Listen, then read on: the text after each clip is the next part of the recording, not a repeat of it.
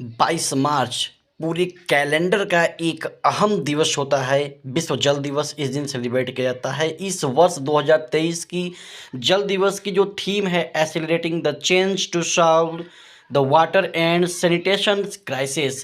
कहने का मतलब दोस्तों ये है कि जो जल से संबंधित जो समस्याएं हैं, जो कमी है, उसको किस तरीके से हम पूरा कर सकते हैं, उसका सलूशन ढूंढना। विश्व जल दिवस यूनेस्को के द्वारा 1993 1993 से ही सेलिब्रेट किया जा रहा है, जिसका मुख्य उद्देश्य है लोगों को जल के बारे में जागरूक करना, जल की कमी को, जल को संरक्षित कैसे कर सकें। जैसा कि आप देख रहे हैं आजकल फसलों के लिए भी समय पर वर्षा नहीं हो रही है, तो कहीं न कहीं जो मानवीय हस्तक्षेप है इसके लिए जिम्मेदार है। तो इस बदले हुए हालात को कैसे हम कंट्रोल करें, एक महत्वपूर्ण लक्ष्य है लोगों को जल के बारे में जागरूक करना। हम जल किस तरह से उपयोग कर रहे हैं, जल का दोहन कैसे कर रहे हैं, जल को हम किस तरीके से बचा सकते हैं, उसको प्रदूषित होने से कैसे रोक सकते हैं, ताकि आने वाले समय में हम जल की जो कमी है, ये देखिए जो लाइनें हैं तो फ्रेंड्स ये बता रही हैं कि आने वाला समय वाटर के लिए कितना क्राइसिस भरा हो सकता है। ये अब का समय है, सिचुएशन अभी से सामने आ रहे हैं। ये भारत ही नहीं पूरे विश्व में देखा जाए तो जल की काफ़ी कमी दिखाई देती है। तो इस कमी को हम कैसे उबार सकते हैं, क्योंकि बिना जल के ना हो हम जी सकते हैं, ना ही हम खेती कर सकते हैं, ना ही कोई उद्योग कर सकते हैं। जल ये यहाँ पे जो आज से 10-20 साल पहले जो है समय ऐसा था कि खेती के लिए पानी जो है कि वर्षा पर ही निर्भर हुआ करते थे, लेकिन आज ऐसा है कि फसल रोपाई करने के बाद भी मानसून दिखाई नहीं देता है। तो फ्रेंड्स कहीं न कहीं ये मानवीय हस्तक्षेप ही है। इस जल की जो कमियां हो रही हैं तो इसमें हमारी मानवीय कारणें ही हैं। आज हमारा पर्यावरण इतना प्रतिकूल हो गया है हमारे हस्तक्षेप से कि आज उचित समय पे बारिश नहीं होती है, जिससे जल का जो स्तर है, भूमिगत जल का स्तर है, समुद्रों में जो जल है, नदियों में, तालाबों में, वो बहुत ही तेज़ी से गिर रहा है। अगर फ्रेंड्स ये सुंदरता चाहते हैं हम कि ये बनी रहे पूरी दुनिया में, अगर ये ऐसा ही रहे, आने वाले समय में भी ऐसा रहे, तो आज हमें और आपको जागना पड़ेगा। नहीं तो पुलें तो बन ही जाएंगी, पुलें होंगी, लेकिन उसके नीचे से जो नदियां बहती थी, जो सैलाब था, पानी का सुंदर सा जो नज़ारा हुआ करता था, वो आंखें तरस जाएंगी। क्योंकि अब वो समय आ चुका है फ्रेंड्स कि अगर अब नहीं जागेंगे हम, तो जल की बहुत बड़ी क्राइसिस सामने आने ही वाली हैं।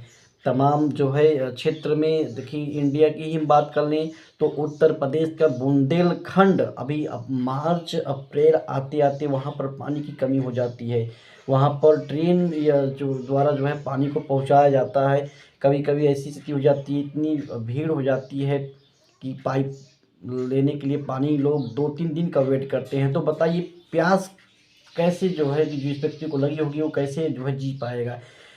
ऐसा ही कुछ करना पड़ेगा जैसे कि कर्नाटक में अपने ही खेत में इन्होंने 500 झीलें 1 लाख बोरवेल रिचार्ज करने का रिकॉर्ड बनाया है। अयप्पा उसका दक्षिण भारत की ये वाटर गांधी हैं, इनको जल गांधी के नाम से भी जाना जाता है। तो ऐसा हम भी कर सकते हैं, बरसात के पानी को, छत से जो पानी नीचे आ रहा है उसको हम एक गड्ढे में जो है उसको स्टोर कर सकते हैं, जिससे वो पानी जाएगा ज़मीन के अंदर, और हमारे भूमिगत जल जो कि हम प्रयोग करते हैं पीने के लिए, ज़मीन के अंदर का जल, उसका स्तर बढ़ेगा। जब उसका स्तर बढ़ेगा तभी हम जल बचाएंगे, और जल बचाएंगे तो अपने हम कल का भविष्य बचा सकते हैं। देखिए फ्रेंड्स, ये भूजल स्तर में भारी गिरावट यहाँ पर देखिए, पंजाब में 84%, उत्तर प्रदेश, जम्मू कश्मीर, चंडीगढ़, यहाँ तक कि दिल्ली, हरियाणा, उत्तराखंड, तमिलनाडु, सब में जल स्तर में कमी हुआ।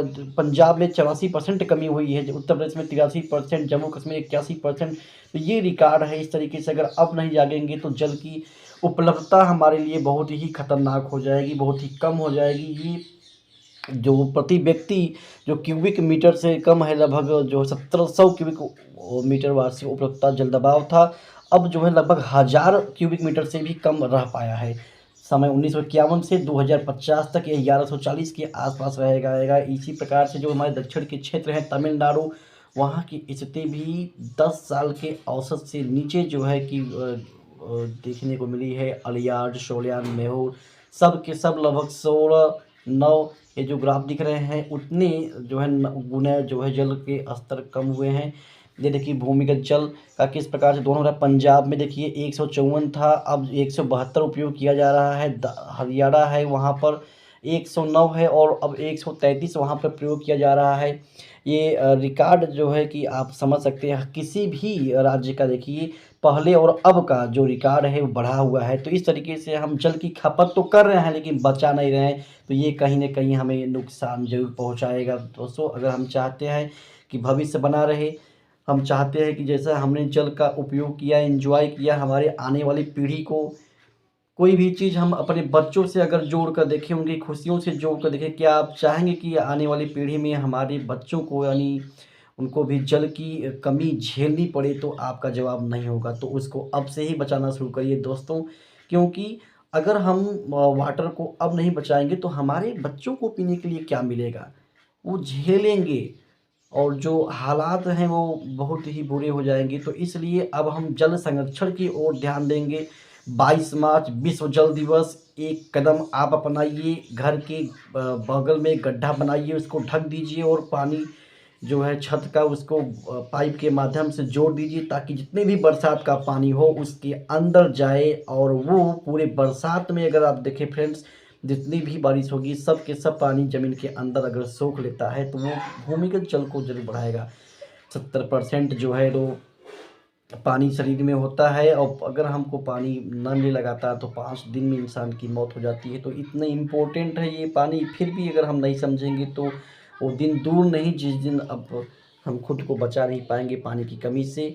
हमारे शरीर का जो दिमाग 83%, फेफड़े 85%, त्वचा 80%, मांसपेशियाँ 75%, किडनी में 83%, हृदय 75%, खून 84%, 22% हड्डियों में और आँखों में 95% पानी है। पूरे शरीर में 70% हिस्सा जो है वाटर का ही होता है।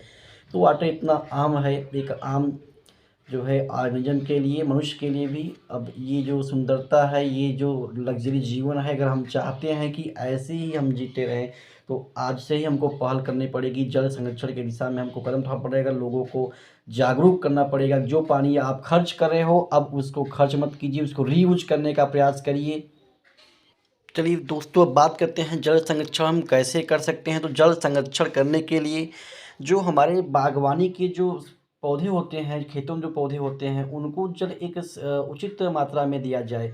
जैसे कि मेड़ के ऊपर से अगर पानी बह रहा है तो उसको कंट्रोल किया जाए। अगर जहाँ पे पानी की कमी है वैसे जगहों पर हम पानी की कमी को पूरा करने के लिए अपनी फसलों को टपक सिंचाई के माध्यम से, जिसमें पाइपें लगी होती हैं, या फिर फाउंटेन सिंचाई जो होती है उसके माध्यम से हम सिंचाई करें तो जल की बचत अवश्य होगी। इसके अलावा जो घरों में हम सब्जियों को धोते हैं, कपड़ों को धोते हैं, वो पानी को जो हम बाहर वेस्ट कर देते हैं जो है कि नालियों में उसको हम उड़ेल देते हैं, उस पानी को हम अपने बाग की जो पौधे होते हैं, फूल होते हैं, उनको देने के लिए सिंचाई में उपयोग कर सकते हैं। सबसे इम्पोर्टेंट जो पानी की बचत करने का तरीका है फ्रेंड्स, अगर कहीं जल की टोटी है या कोई पाइप फटा हुआ है तो उसको, उस टोटी को बंद करना बहुत आवश्यक होता है। कई जो है बैरल पानी जो है बह जाता है। तो इस प्रकार से हम जल संरक्षण को एक प्रभावी बदलाव कर सकते हैं। तो वक्त है फ्रेंड्स, अगर जानकारी सही लगी, हेल्पफुल लगी है, ज़रूर कुछ इससे बदलाव हो सकता है तो चैनल को शेयर, सब्सक्राइब और लाइक ज़रूर करिएगा फ्रेंड्स। फैसला आपके ऊपर। जल संरक्षण 22 मार्च।